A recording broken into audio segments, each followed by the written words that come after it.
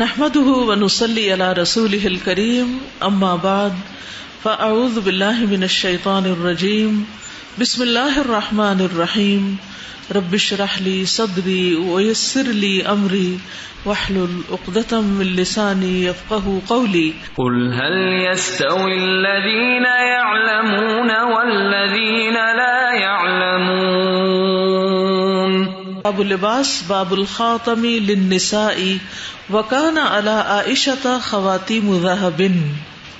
باب عورتوں کے لیے انگوٹھیاں پہننے کا بیان. اور حضرت عائشہ کے پاس سونے کی انگوٹھیاں تھیں، یعنی عورتیں انگوٹھیاں پہن سکتی ہیں. اور اس کی دلیل کیا ہے کہ حضرت عائشہ رضی اللہ تعالی عنہا کے پاس بھی سونے کی انگوٹھیاں تھیں. خواتیم، خاتم ہوتا ہے ایک انگوٹھی اور خواتیم ہوتی ہے جمع، یعنی ایک سے زیادہ انگوٹھیاں تھیں ان کے پاس. قاسم بن محمد کہتے ہیں کہ میں نے عائشہ رضی اللہ عنہا کو سونے کی انگوٹھیاں پہنتے دیکھا. یہ ان کے بھتیجے تھے، تو بھائی کا جو بیٹا ہوتا ہے اس سے پردہ نہیں ہوتا. تو محمد بن ابی بکر بھائی تھے حضرت عائشہ کے، اور پھر قاسم ان کے بیٹے تھے. تو انہوں نے اپنی پھپھی کو دیکھا کہ انہوں نے سونے کی انگوٹھیاں پہنی ہوئی ہوتی تھی. حدثنا ابو عاصم اخبرنا ابن جریج اخبرنا الحسن بن مسلم عن طاووس عن ابن عباس رضی اللہ عنہما. ابن عباس رضی اللہ عنہما سے روایت ہے، شہدت العید مع النبی صلی اللہ علیہ وسلم، میں حاضر ہوا عید میں نبی صلی اللہ علیہ وسلم کے ساتھ. فصلی قبل الخطبۃ، تو آپ نے خطبے سے پہلے نماز پڑھائی. قال ابو عبداللہ، اور امام بخاری کہتے ہیں وزاد ابن وہب عن ابن جریج، اور وہاں زیادہ کیا ابن وہب نے ابن جریج سے اس بات کو. فأتى النساء، یعنی عید پڑھانے کے بعد آپ صلی اللہ علیہ وسلم عورتوں کی طرف آئے. فجعلن يلقين الفتح والخواتيم في ثوب بلال، تو وہ اپنے چھلے اور انگوٹھیاں بلال رضی اللہ عنہ کے کپڑے پہ ڈالنے لگی، یعنی صدقہ نکالنے لگی عید کا خطبہ سننے کے بعد.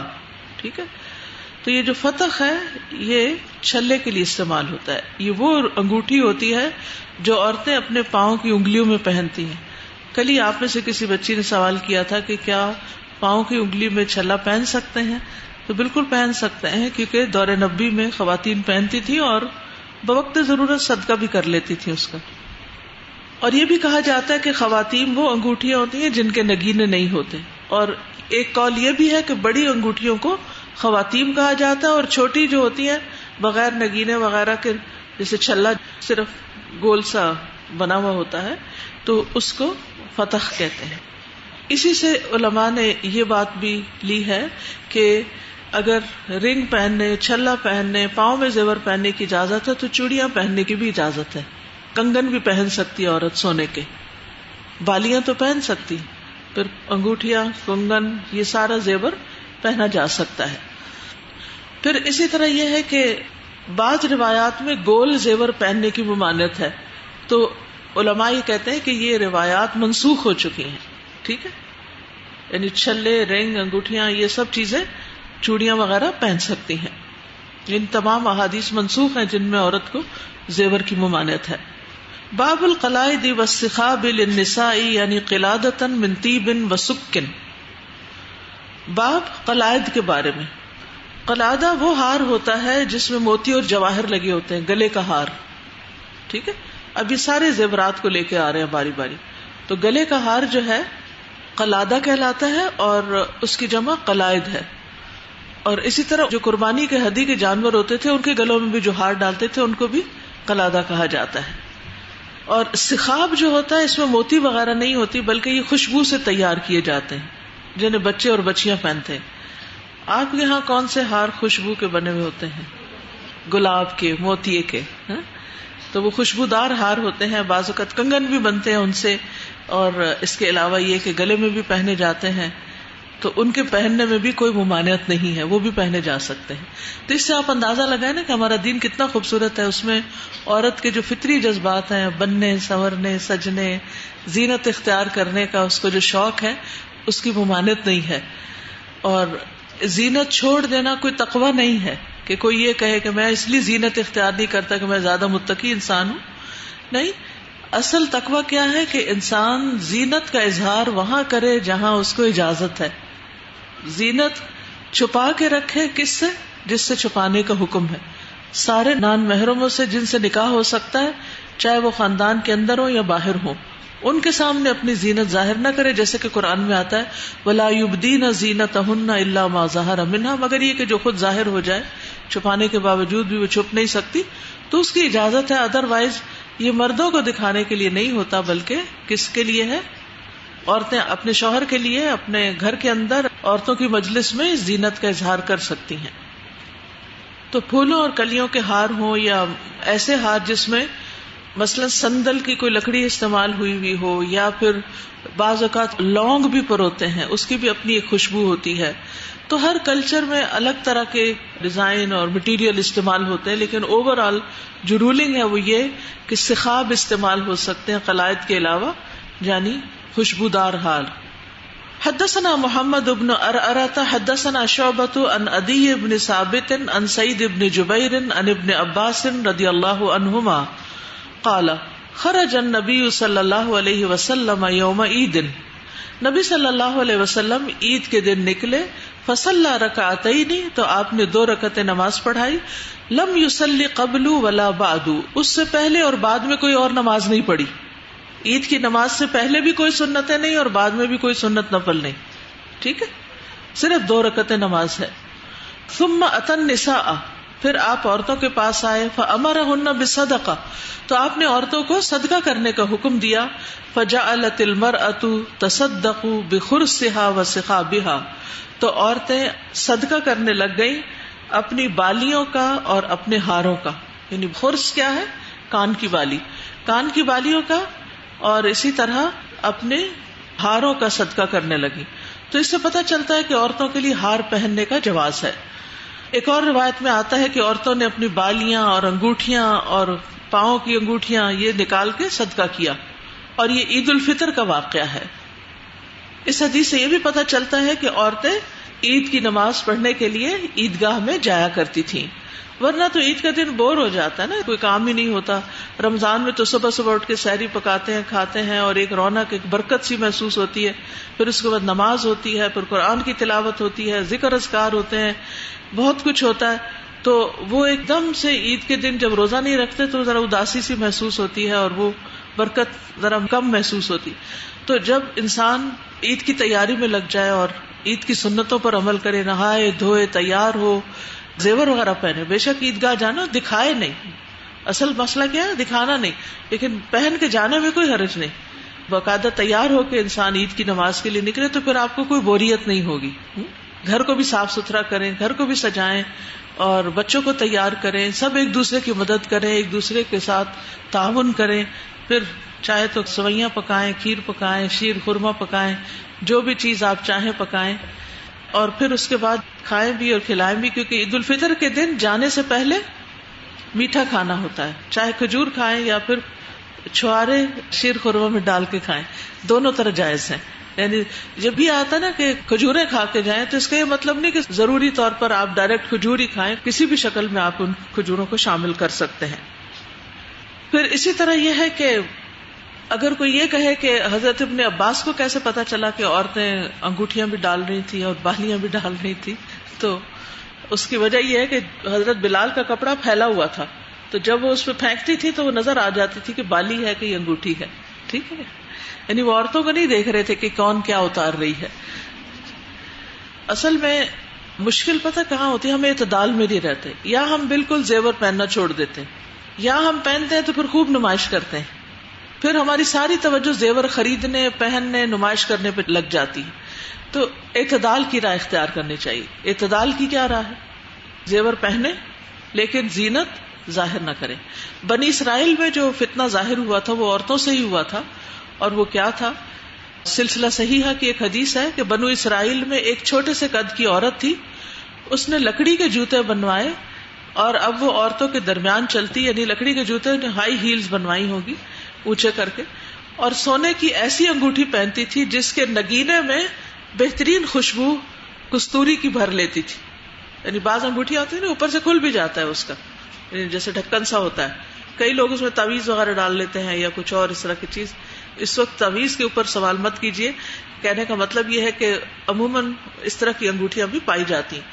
تو وہ کیا کرتی تھی, اس کے اندر خوشبو بھر لیتی تھی.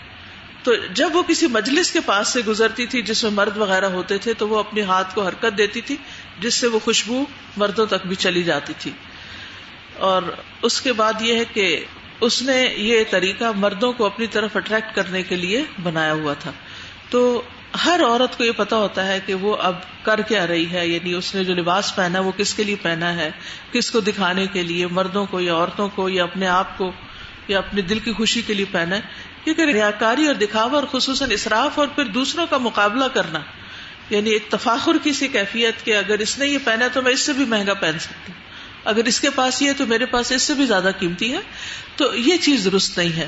ادروائز یہ ہے کہ اچھا لباس پہننے میں ممانعت نہیں. ان اللہ جمیل یحب الجمال, اللہ تعالیٰ خوبصورت ہے, خوبصورتی کو پسند کرتے ہیں, لیکن خوبصورتی کا معیار جو ہے وہ فطرت کے تقاضوں کے مطابق ہونا چاہیے, اس کے علاوہ نہیں ہونا چاہیے.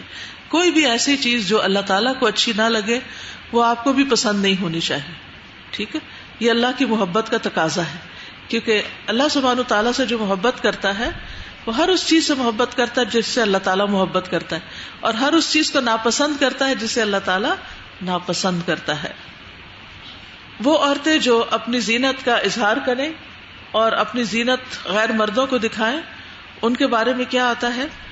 عمارہ بن خزیمہ بن ثابت سے مروی ہے, وہ کہتے ہیں ایک مرتبہ ہم لوگ حج یا عمرے کے سفر میں عمرو بن العاص کے ساتھ تھے, یہاں تک کہ جب ہم مر الزہران نامی جگہ پر پہنچے تو ایک عورت اپنے ہودے میں بیٹھی ہوئی تھی. ہودج کہتے ہیں جو اونٹ کے اوپر پالکی سی نہیں ہوتی, یعنی مرد حضرات تو ڈائریکٹ بھی جانور کی پیٹھ پہ بیٹھ جاتے ہیں, عورت کے لیے بہت تکلیف دہ ہوتا ہے, اور بعض اوقات کپڑے ایسے ہوتے ہیں کہ بیٹھنا مشکل ہوتا ہے, تو ان کے لیے پالکیاں بنوائی جاتی. کبھی کسی نے پالکی دیکھی؟ گاؤں وغیرہ میں اب بھی ہوتی ہے, جیسے شادی کے بعد دلہن کو اس میں ڈال کے لے جاتے ہیں, کیونکہ گاؤں کی گلیاں چھوٹی چھوٹی ہوتی ہیں نا, تو اس کو پیدل نہیں چلاتے, تو وہ بھی ایک بیٹھنے کی چیز ہوتی.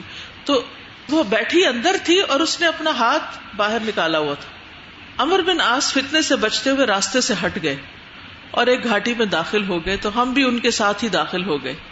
تو وہ کہنے لگے کہ ایک مرتبہ ہم لوگ اسی جگہ پر رسول اللہ صلی اللہ علیہ وسلم کے ساتھ تھے کہ ہم نے چند کوے دیکھے جن میں ایک سفید کوا بھی تھا جس کی چونچ اور دونوں پاؤں سرخ رنگ کے تھے, یعنی ذرا ڈفرنٹ کوا تھا, عام کووں سے مختلف تھا. عام کوے تو گرے اینڈ بلیک ہی ہوتے ہیں نا, لیکن یہ کوا کیسا تھا جو سفید تھا. آپ یوں سمجھے جیسے پیرٹس ہوتے ہیں نا, اور ان کے رنگ ڈفرنٹ ہوتے ہیں, خوبصورت خوبصورت شیڈ بھی ہوتے ہیں, تو وہ ان کی زینت ہوتی. تو اس کوے کی چونچ سرخ تھی اور پاؤں سرخ تھے, بہت زبردست کمبینیشن ہے. تو رسول اللہ صلی اللہ علیہ وسلم نے فرمایا جنت میں صرف وہی عورتیں داخل ہو سکیں گی جو کووں کی اس جماعت میں اس کوے کی طرح ہوگی, یعنی بہت کم. حسن کہتے ہیں اس عورت کے دونوں ہاتھوں میں انگوٹھیاں اور سجاوٹ تھی اور اس نے اپنے دونوں ہاتھ سامنے کیے ہوئے تھے. تو اس سے یہ پتا چلتا ہے کہ اگر آپ کے ہاتھوں میں انگوٹھیاں ہوں یا مہندی لگی ہوئی ہو تو پھر آپ لوگوں کو نہ دکھائیں بلکہ ان کو ڈھانپ کے رکھیں. عام حالات میں آپ کام کر رہے ہیں, کچھ لے رہے ہیں, دے رہے ہیں, تو اگر ہاتھ ننگا بھی ہو گیا تو کوئی حرج نہیں, لیکن اگر ہاتھ کے اوپر نیل پالش لگی ہے یا انگوٹھیاں پہنی ہوئی ہیں یا کوئی ڈیزائن مہندی کے بنے ہوئے جس شادی وغیرہ پہ بناتے ہیں, اب تو خیر لوگ شادی کے بغیر بھی ڈیزائن بنائے رکھتے ہیں, پہلے تو زیادہ تر ایکسٹرا زینت دلہنوں کے لیے ہوتی تھی. اور ہماری امی تو بچپن میں ہمیں لپسٹک بھی نہیں لگانے دیتی تھی, کہتے ہیں اگر اب لپسٹک لگاؤ گے شادی کے بعد روپ نہیں چڑھے گا. تو ہمیں کبھی سمجھ نہیں آتی تھی روپ کیا ہوتا ہے, میں ہر ایک سے پوچھتی تھی روپ کیا ہوتا ہے, تو کہتے ہیں دلہن خوبصورت نہیں لگتی, یعنی جو لڑکی شادی سے پہلے ہی تیز رنگ کی لپسٹک لگائے پھرتی ہے اور اس طرح بہت زیادہ ایکسٹرا زیب و زینت کا اظہار کرتی, تو شادی کے بعد بھی پھر میکسیمم کیا زینت انسان کر سکتا ہے, یہی کرنی ہوتی ہے نا, تو پھر اس کے اندر کوئی چینج نہیں آتا, یعنی وہ ایکسٹرا خوبصورت نہیں لگتی. تو بہرحال عورت کا اپنی زیب و زینت کا اظہار کرنا اور پھر خاص طور پر ایسی چیزیں بنا کر لوگوں کو دکھانا. اب ایک اور فتنہ یہ ہو گیا ہے کہ اب وہ ہودش تو نہیں رہے, اونٹ کے وہ پالکیاں تو نہیں رہی. اب زیادہ کیا ہو سکتا ہے کہ آپ کسی گاڑی میں بیٹھے ہیں تو آپ شیشہ کھول کے باہر ہاتھ لٹکا لیں یا کوئی اور اس طرح کا کام کرے, اس کو بھی چھوڑے. بہت سے لوگ اب کیا کرتے ہیں, ہاتھوں کو خوب سجا کے اس کی پکچر اتار کے پھر انسٹاگرام پہ, فیس بک پہ, اسنیپ چیٹ پہ اور جتنے بھی ہیں ان سب کے اوپر پوسٹ کر دیتے. تو آپ کے خیال میں یہ عمل کیسا ہے؟ اس سے اللہ تعالیٰ خوش ہوتے نہیں ہوتے نا. کیونکہ صاف طور پہ بتایا گیا نا کہ اس عورت کو دیکھ کر جب نبی صلی اللہ علیہ وسلم نے یہ بات کہی تو ڈرنے والی بات ہے. ٹھیک ہے، یعنی آپ مثلا بازار گئے ہیں، آپ کوئی فروٹ خرید رہے ہیں، اٹھا رہے ہیں، رکھ رہے ہیں، دیکھ رہے ہیں، کوئی حرج نہیں. لیکن اگر آپ کے ہاتھوں پہ مہندی لگی ہوئی اور انگوٹھیوں سے بھرے ہوئے ہیں، کیونکہ وہ آدمی بےچارا جو ہے وہ سارا وقت سمجھ گئے آپ، یعنی اس کے لیے ایک فتنہ ہے نا. نبی صلی اللہ علیہ وسلم نے فرمایا کہ میں نے مردوں کے لیے عورتوں سے بڑھ کر کوئی فتنہ نہیں چھوڑا. تو اگر ایک مرد کی نیت آپ کی وجہ سے خراب ہو رہی، اس کے دل میں برے خیال آ رہے ہیں، تو سبب کون بنا؟ عورت ہی بنی نا. تو وبال کس پہ آئے گا؟ پھر عورت پہ ہی آئے گا. تو اس لیے احتیاط برتنا ضروری ہے. جی ہاں، بعض لوگ نقاب کر لیتے ہیں، پھر آنکھوں کا اتنا زبردست میک اپ کرتے ہیں، اس کے اوپر نیلا پیلا رنگ بھی لگا لیتے ہیں، اور پھر خاص اینگل سے نقاب پہنتے ہیں جس میں وہ پھر اور بھی آنکھیں نمایاں ہوتی ہیں، یا ایسے کلر کا نقاب پہنتے ہیں کہ جس سے پوری زینت ظاہر ہو. مجھے یہی سمجھ نہیں آتی، اگر یہ سب کچھ دکھانا ہے تو زینت چھپانا کس کو کہتے ہیں؟ اللہ کے حکم کی سری نافرمانی ہے نا. یعنی آپ اپنے آپ کو خوب خوبصورت بنا لیں، پھر آپ سارے مردوں کو دکھائیں، تو پھر چھپا ہوا کیا رہے گا؟ کس چیز کو چھپانا ہے آپ نے؟ باقی کیا ہے جس پر اللہ تعالیٰ کے اس فرمان کی اپلیکیشن ہوتی ہے وَلَا يُبْدِينَ زِينَتَهُنَّ، کہ وہ اپنی زینت ظاہر نہ کریں، کیونکہ مقصد کوئی نظر نہیں آتا نا. جی استاذہ، بھی جو آپ بات کر رہی ہیں نا، اس میں ایک تو وہ عورتیں جو زیب و زینت اختیار کرتی ہیں ان مردوں کے لیے فتنہ بنتی ہیں، دوسرا مرد جو ہے وہ اپنی ہی بیوی سے ویسی زیب و زینت ایکسپیکٹ کرنے لگتے ہیں. قدرتی بات ہے، ظاہر ہے کوئی اور اچھی چیز انسان دیکھتا ہے تو پھر کہتا ہے کہ اس کے گھر میں. اور وہ عورتیں جو اس طرح ڈسپلے کرتی ہیں بیوٹی کا، وہ گھر میں اپنے مردوں کے لیے نہیں کرتی، اور ظاہر ہے اس طرح کی مینٹیننس رہ بھی نہیں سکتی کہ وہ گھر میں ایک عورت کام کر رہی ہے تو اس طرح اپنے آپ کو تیار کر کے رکھے. استاذہ، یہ جو ابھی عہد نبی کی عورتوں کی بات ہوئی ہے تو اس میں یہ دیکھ رہی تھی کہ کتنی انڈیپینڈنٹ تھیں وہ عورتیں، یعنی ان کا مال ان کا ہی ہوتا تھا، ان کا مال ان کا تھا، جب چاہے صدقہ کر دیں. جی، تصرف کا پورا اختیار تھا، پورا اختیار. واقعی یہ بڑا کام کا نقطہ ہے. ہمارے ہاں تو اگر کوئی عورت اپنا کوئی زیور یا کوئی چیز دینا چاہے تو اس کے گھر میں تو فساد ہو جائے، ہو سکتا مار پٹائی شروع ہو جائے. تم ہوتی کون ہو؟ ریسنٹلی میں نے شاید آپ کو پہلے بھی بتایا ہو کہ جب ہم اس طرف مدینہ سے آ رہے تھے تو راستے میں بہت سخت طوفان تھا، بہت سخت، اتنا کہ گاڑی کے آگے سے کچھ نظر نہیں آ رہا تھا. نہیں، وہ بارش اتنی زیادہ ہو رہی تھی اور پھر اولے پڑنے لگے اور ہوا بہت تیز تھی، تو اکثر گاڑیاں رک گئیں اور کافی دیر لگی اور طوفان تھما. یعنی بہت ڈرانے والا ایک قسم کا طوفان تھا. ہو سکتا کبھی آپ نے کوئی ویڈیو کلپس بھی دیکھے ہو ایسے تیز بارش کے بعد جو پانی چل پڑتا ہے اور پھر گاڑیاں بہنے لگتی ہیں. اور بہرحال تو ایک خاتون انہوں نے یہ منت مان لی کہ اللہ تعالیٰ اگر ہماری جان بچائے اس سفر میں تو میں اپنی 2 چوڑیاں وہ میں اللہ کے راستے میں صدقہ کر دوں گی. اب اس نے منت مان لی اور جب طوفان تھما اور جا کے اس نے اپنے ہسبینڈ سے ذکر کیا کہ میں نے یہ منت مانی تھی اور اب میں صدقہ کرنا چاہتی ہوں، تو انہوں نے کہا خبردار جو تم نے یہ صدقہ کیا تو میری اجازت کے بغیر یہ چوڑیاں دے ہی نہیں سکتی. اب وہ بہت پریشان کہ میں نے تو منت مانی تھی، اب میں کیا کروں. بہرحال جب میرے پاس کوشچن آیا تو میں نے اسے کہا کہ اب اس وقت تم گھر میں لڑائی تو نہ ڈالو، اس کی قیمت کا اندازہ کر لو اور لیٹر آن اپنے جو جیب خرچ ہے، یہ جو اپنی ذاتی مال ہے، اس میں سے پیسے جمع کر کے تھوڑا تھوڑا کر کے اس کو دے دو، یعنی اس کا ایکول دے دو جتنی بھی ان چوڑیوں کی قیمت بنتی تھی. تو بعض اوقات ایسا بھی ہوتا ہے کہ گھروں میں بہت فساد ہو جاتا ہے ان چھوٹی چھوٹی باتوں پر. تو صحابیات جو تھیں وہ انڈیپینڈنٹ تھیں، اپنے فیصلے خود کر سکتی تھیں ان معاملات میں. یعنی شوہر کی اطاعت کا مطلب یہ نہیں ہوتا کہ انسان پانی کا گلاس بھی اسے پوچھ کے اٹھائے، تو غلام تھوڑی ہے. آپ صلی اللہ علیہ وسلم نے عید کی نماز پڑھائی اور کوئی نفل نماز نہ پڑھائی. جی ہاں، مجھے یہ نقطہ اتنا اچھا لگا کیونکہ ان کو پتا تھا کہ جو اہتمام کرتے ہیں نفلوں کا عام دنوں میں تو وہ اس دن بھی پڑھیں گے، تو اس دن سے آپ صلی اللہ علیہ وسلم نے نہیں پڑھائی. تو اس سے ثابت ہوا کہ جب انہوں نے جو کام کا حکم دیا ہمیں وہ کرنا چاہیے تھا. جیسے قصر نماز کا بھی آتا ہے کہ آپ نے سفر میں قصر ہی پڑھنی ہے، وہ زیادہ افضل ہے. تو سبحان اللہ کتنے پیارے آپ سے. دیکھیں دین میں نا عبادت جو ہے نا اصل میں اطاعت کا نام ہے. کہا جائے کہ یہ کر لو تو کر لیں، کہا جائے نہ کرو تو نہ کریں، اس میں حجت کرنے کی ضرورت ہی نہیں ہے. سمپل سی بات ہے، آپ نے نہیں پڑھے ہمیں بھی پڑھنے کی ضرورت نہیں ہے، ورنہ عام طور پر ہم اشراق اور چاشت وغیرہ کی نماز پڑھتے ہیں. سر میں یہ سوچ رہی تھی کہ ایک تو یہ بات کہ بعض اوقات انسان کیش نہیں رکھ سکتا اپنے پاس، تو کتنی اچھی بات ہے کہ آپ کے پاس کوئی جیولری ہو، آپ کا اپنا ہی ایسٹ ہو، تو آپ موقع محل دیکھ کے آپ اس کو ایگزیکٹلی دے دیں، اور وہ دیتے ہوئے جو فیلنگ آتی ہے شاید وہ کیش دیتے ہوئے نہیں آتی. بلکہ میں تو سمجھتی ہوں کہ چھوٹی چھوٹی ایسی چیزیں بنوا کے ساتھ ساتھ رکھنی چاہیے کہ کہاں کس وقت کیا ضرورت پیش آ جائے. اور دوسری بات یہ کہ صبح سویرے وہ اتنا تیار ہو کے جاتی تھی, ہم سے تو مینجمنٹ ہی نہیں ہو رہی ہوتی, صبح 9 بجے تک بھی بچے بھی نہیں تیار ہو رہے ہوتے. اتنی اچھی پلاننگ اور مینجمنٹ تھی کہ صبح سویرے وہ جاتی اور وہ اتنے اچھے سے تیار بھی ہو کے جاتی. زیور پہن کے جاتی, کیونکہ ہمارا زیور تو لاکر میں ہوتا ہے, اس کو نکلوانا بھی ایک کام ہوتا ہے. میرا کوشچن یہ ہے کہ آپ نے بھی بولا کہ عورتیں جو ہوتی ہیں وہ جیسے کپڑے چاہیں پہن سکتی ہیں unless they are not showing it off to the people. تو ایسی کنڈیشن میں ہمارے پاس کپڑے جو ہوتے ہیں, مطلب ابھی آپ لان کے سوٹ خریدتے ہیں تو وہ 500 کے بھی مل جاتے ہیں, پر 5000 کے بھی مل جاتے ہیں. تو اس میں اگر آپ کا مقصد شو آف نہیں ہے اور آپ افورڈ بھی کر سکتے ہیں, اور ایک کوئی سرٹن برانڈ ہے جو آپ پہنتے ہیں کیونکہ وہ آپ کو کمفرٹیبل لگتی ہے یا اس کے پرنٹس آپ کو کمفرٹیبل لگتے ہیں, تو کیا آپ وہ کر سکتے ہیں, اور اگر کر سکتے ہیں تو کس پرائز رینج تک آپ کو وہ چیزیں؟ اس میں ہمیں کوئی لمٹ نہیں بتائے گی کہ کون کتنا. نبی صلی اللہ علیہ وسلم نے بعض اوقات انتہائی قیمتی کپڑے پہنا, لیکن یہ بیسک نارم نہیں تھا کہ روز ایسے ہی کیا جائے.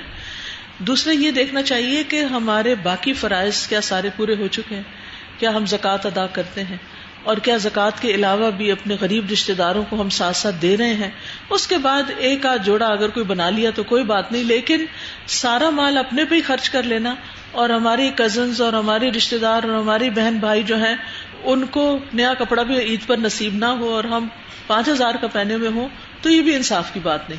یعنی سارے باقی فرائض بھی پورے کرنے کے بعد بھی اگر بچ جاتا ہے تو اچھے کپڑے پہننے میں حرج نہیں ہے, لیکن اس میں اسراف یوں نہیں ہونا چاہیے کہ باقی تمام چیزوں پر, یعنی اللہ کے راستے میں بھی نہ دے انسان, اور وہ ہزاروں لاکھوں کا صرف شادی کے ایک دن کا جوڑا, کیونکہ جو کپڑا آپ نے پہننا نہیں دوسری دفعہ یا تیسری دفعہ یا 10 دفعہ بھی نہیں پہنا, یہ اکثر شادی کے جوڑے جو ہوتے ہیں بہت بھاری بھرکم ہوتے ہیں, صرف ایک دفعہ پہنے جاتے ہیں اور کئی لاکھ میں وہ بنتے ہیں, اور غریبوں کے گھر میں ضرورت کا سامان بھی نہیں ہوتا, تو اس صورت میں درست نہیں ہے. اور اگر آپ کے پاس وہ پڑے ہو یا آپ نے ایک دفعہ وہ پہن لی ہیں تو آپ مطلب ان کا کوئی کفارہ دینا پڑے گا یا ایسا کچھ؟ نہیں, کفارہ نہیں دینا پڑے گا, کفارہ نہیں دینا پڑے گا. ان کو اچھی طرح استعمال کر کے, جسے پنجابی میں کہتے ہیں نا ہنڈائیں, ہنڈائیں کا مطلب سمجھتے ہیں؟ ہنڈائیں کا مطلب نہیں آتا. ہنڈائیں کا مطلب ہوتا ہے پہن کے اس کو پرانا کرنا, ٹھیک ہے. کیونکہ بہت دفعہ ایسا ہوتا ہے کہ ہم ایک چیز پہنتے ہیں, پھر کوئی اور نظر آ جاتی ہے, وہ چھوڑ دیتے ہیں, ایک اور پہن لیتے ہیں, ایک اور. اب ظاہر ہے کہ جتنا زیادہ کمرشلزم ہو گیا اور جتنا زیادہ اس فیلڈ میں بہت ترقی ہو رہی ہے, تو ظاہر ہے جو بنانے والا مینوفیکچرر ہے وہ کیا چاہے گا کہ اس کا تو زیادہ مال نکلے, اور پھر وہ مختلف طریقے مارکیٹنگ کے اختیار کر کے بیچے گا اس کو.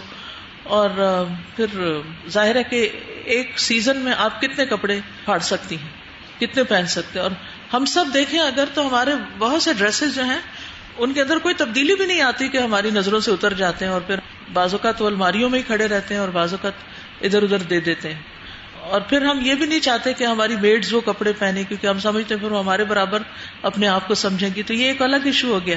پہلے یہ ہوتا تھا کہ نیا کپڑا جب ذرا سا ہلکا ہو کے ہم اتارتے تھے تو میڈ وغیرہ کو بھی دے دیتے, تو کوئی اتنا وہ نہیں محسوس ہوتا تھا. اب یہ ہے کہ نئے کا نیا ہی آپ نکال رہے ہیں, تو کہاں نکالیں گے.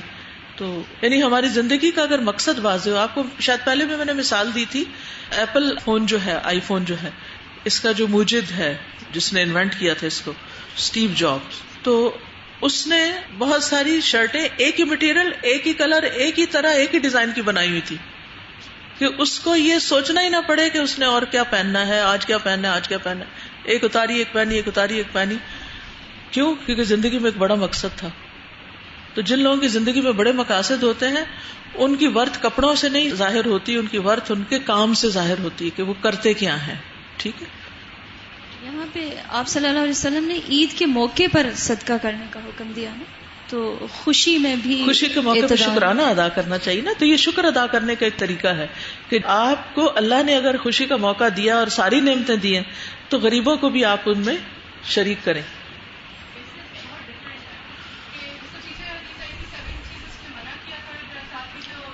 جی, مٹیریل چیزوں کو منع کیا. یس, بہت اچھا غور کیا آپ نے, بہت اچھا پوائنٹ آپ نے سوچا. بالکل.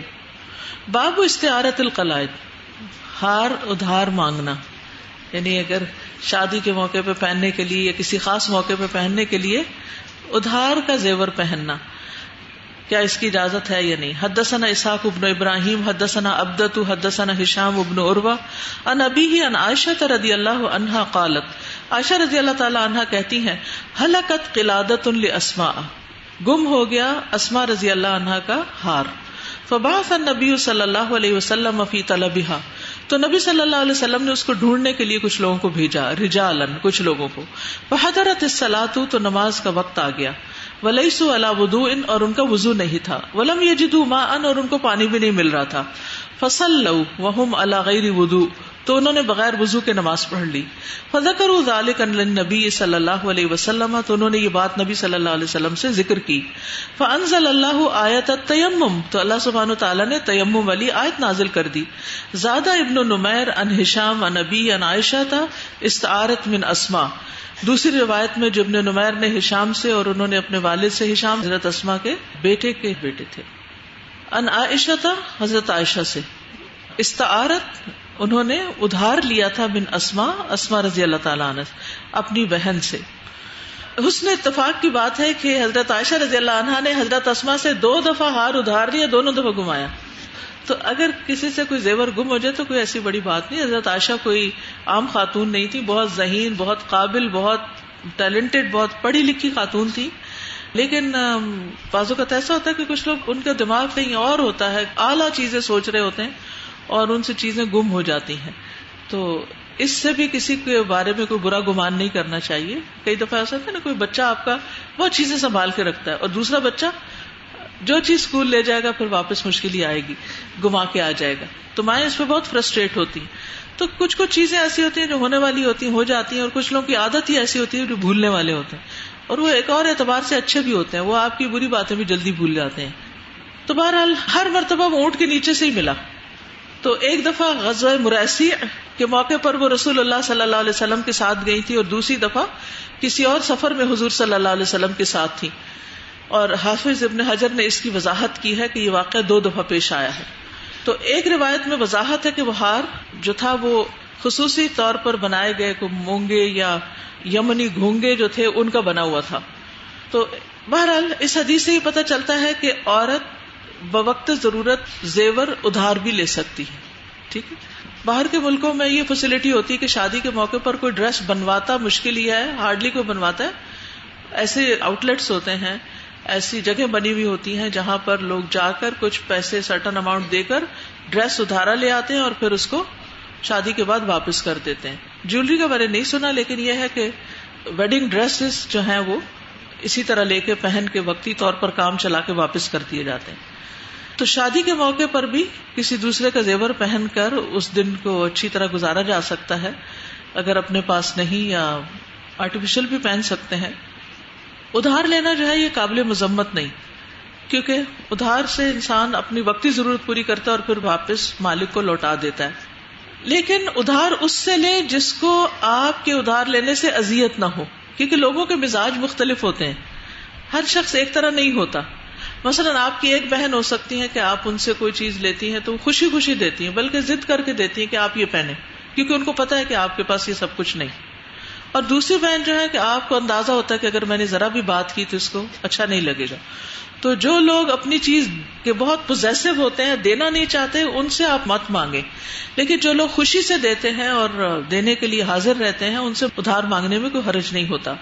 تو بہرحال کسی کو تنگی میں بھی نہیں ڈالنا چاہیے. کچھ لوگ بہت پوزیسو ہوتے ہیں اور اپنی چیزوں کے بارے میں بہت ان کو وہ ہوتا ہے کہ خراب ہو جائیں گی اور بہت کیئرفل ہوتے ہیں.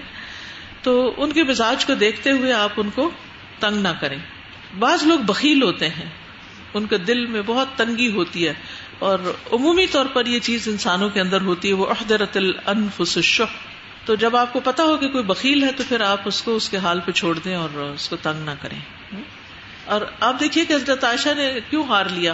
وہ سفر پہ جا رہی تھی، غزوے کا موقع تھا، جنگ تھی، لیکن ان کو پہننے کا شوق تھا، انہوں نے لیا اور پہنا اور ساتھ سفر پر گئی. تو سفر کسی بھی قسم کا ہو سکتا ہے. اپنے ہسبینڈ کے لیے زیب و زینت کا اظہار کرنا اور اچھے طریقے سے رہنا یہ بھی ضروری. بعض خواتین بالکل اس چیز کا لحاظ نہیں کرتی اور گھروں میں بس بہوش بنی رہتی ہیں، اور وہ سمجھتی ہیں کہ بہت زیادہ کام کریں گی اور بہت زیادہ گھر سجائیں گی یا بہت زیادہ کھانے پکائیں گی تو ان کی قدر بڑھ جائے گی. وہ بھی اچھی بات ہے، لیکن اس کے ساتھ ساتھ اپنا حال حلیہ بھی درست رکھنا چاہیے، معقول حد تک جتنا آپ مینج کر سکیں. کیونکہ نبی صلی اللہ علیہ وسلم نے فرمایا نا، ان لنفسک علیک حق، تمہارے نفس کا بھی تم پر حق ہے. تو نفس کا حق کیا ہے کہ آپ اپنے آپ کو صاف ستھرا کریں، اپنے ناخن تراشیں، اپنے بال صاف کریں، اگر کلر کرنا ہے یا اور جو آپ کی لباس ہے اس کو استری کرنا ہے، یا اور اسی طرح کی معقول حد میں جو مناسب طریقے سے ان ساری چیزوں کا اہتمام کرنا، اپنے نفس کا حق دینا ہے، اور اس میں اپنے آپ کو یہ نہ سمجھے کہ آپ وقت ضائع کر رہے ہیں. میں یہ سوچی تھی کہ حضرت اسما کا کتنا بڑا دل تھا کہ ایک دفعہ ہار گم کر دیا پھر دوبارہ دے دیا ادھر، یعنی انہوں نے دوبارہ یہ آرگیو نہیں کیا کہ تم نے تو میرا گم کر دیا تھا اب دوبارہ لینے آ گئے. تو یہ بھی انڈرسٹینڈنگ کی بات ہوتی ہے نا. اور پھر یہ بھی کہ دونوں سگی بہنیں نہیں تھیں، ستیلی بہنیں تھیں، لیکن کتنا آپس میں پیار محبت تھا کہ ایک دوسرے پہ ٹرسٹ تھا. آج کوئی اپنی کسی ستیلی بہن سے مانگے. استاذ جی میں یہ کہنا چاہتی تھی کہ اس میں بھی اعتدال کرنا چاہیے. بعض لوگوں کو بہت عادت پڑ جاتی ہے، وہ ہر وقت ہی دوسروں سے کپڑے لے لے کے مانگ کے پہنتے رہتے ہیں یا جیولری، تو یہ بھی اچھی عادت نہیں. بالکل ہر وقت نہیں جی، خاص خاص موقعوں پر. اور پھر اس میں یہ ہوتا ہے کہ وہ مانگ کے جب پہنتے تو پھر اس میں ایک شو آف کا عنصر بھی رہتا ہے نا.